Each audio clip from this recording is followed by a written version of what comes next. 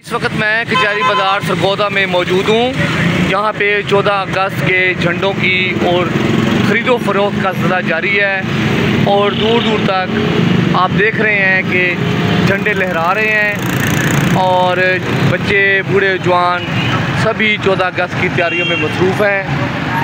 और आप देख सकते हैं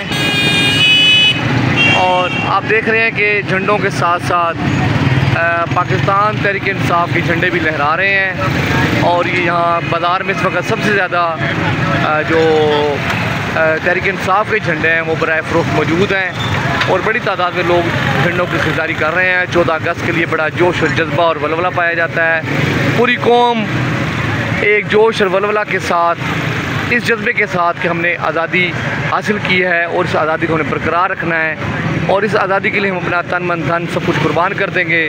पूरी कौम पुरजोश है।